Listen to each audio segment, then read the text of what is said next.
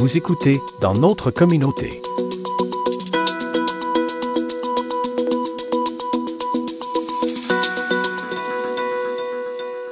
Jean-Louis Lebreu, directeur du musée Le Chaffault de Percé. C'est quoi la mission et l'importance du musée Le Chaffault à Percé? Vous savez, quand on est devant un tel paysage, j'ai déjà écrit un texte qui a été publié, et je dis, ailleurs dans le monde, un tel endroit d'une telle beauté aurait donné naissance à une civilisation. Rien de moins.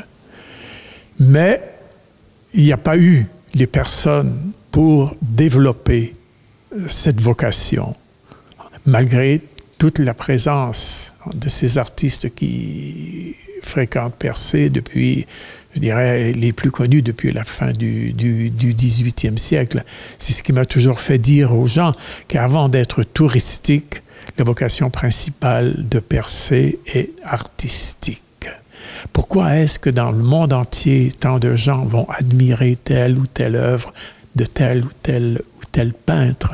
C'est qu'effectivement, dans une œuvre d'art, vous avez je dirais, l'essence même du paysage. Et quand on regarde les tableaux qu'on a ici cette année pour souligner le 40e anniversaire du musée Le Chaffault, qui, je dirais, envers et contre tous, continue d'exister, c'est un privilège de pouvoir présenter une telle exposition. Alors, c'est pour dire, en résumé, que le musée, en fait, il répond à un immense besoin, mais on ne parvient pas à sensibiliser les autorités provinciales ou gouvernementales et autres à l'importance d'avoir un musée permanent. C'est inadmissible qu'après 40 ans, et on pense à l'ancien centre d'art qu'avait Suzanne Guitté, qui est fermé aujourd'hui, 40 ans, que seront les lendemains du musée? Ça aussi, ça reste à définir. Moi, je ne peux pas être là 40 autres années.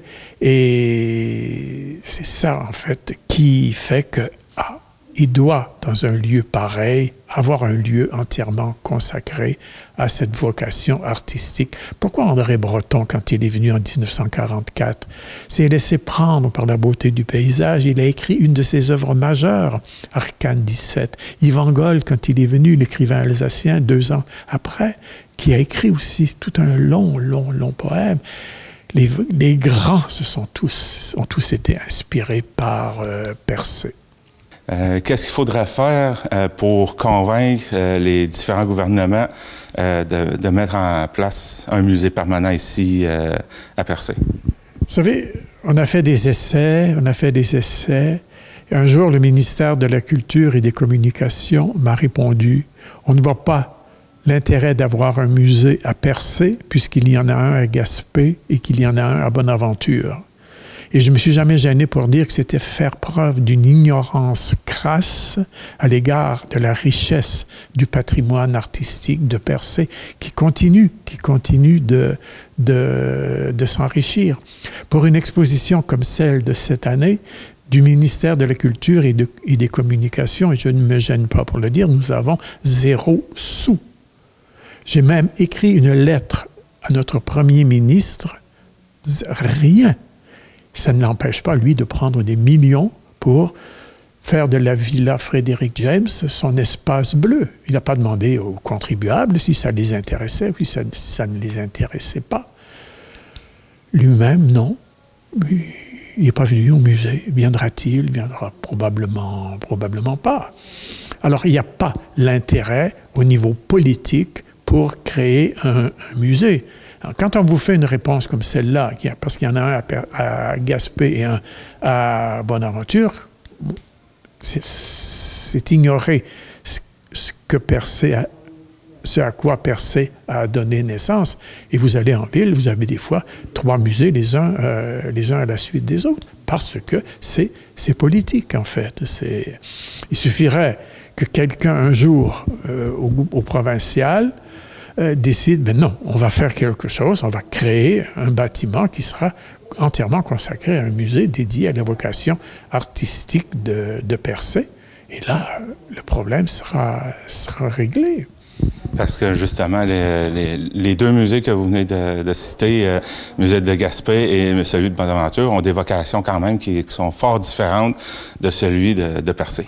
Complètement différentes. Et moi, je suis le musée de Gaspé que je connais très, très bien parce qu'il est plus près pour moi que celui de Bonaventure.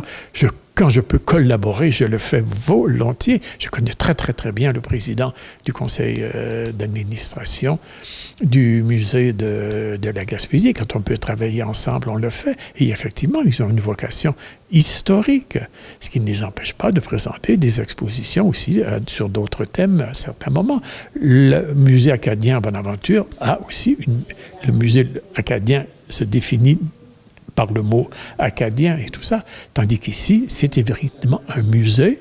Et dans le mot musée, vous avez une muse, le mot muse, et la muse, c'est la source d'inspiration, et la source d'inspiration ici, c'est le paysage. Vous écoutez Dans notre communauté.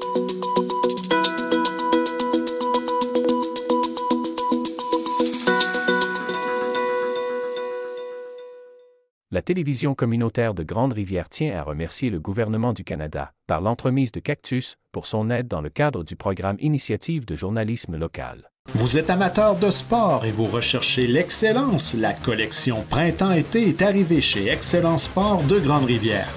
Venez découvrir nos articles de sport, vêtements de sport et loisirs, notre vaste choix de vêtements pour aller lui et nos articles de chasse et de pêche sauront satisfaire le sportif qui sommeille en vous. Magasinez sur notre page Facebook ou via sportexcellence.com et passez votre commande.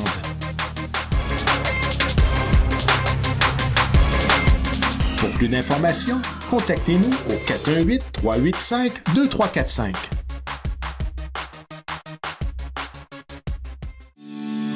Vous recherchez l'endroit par excellence pour offrir un cadeau qui sort de l'ordinaire? La serre Petite Rosée de Cap-d'Espoir.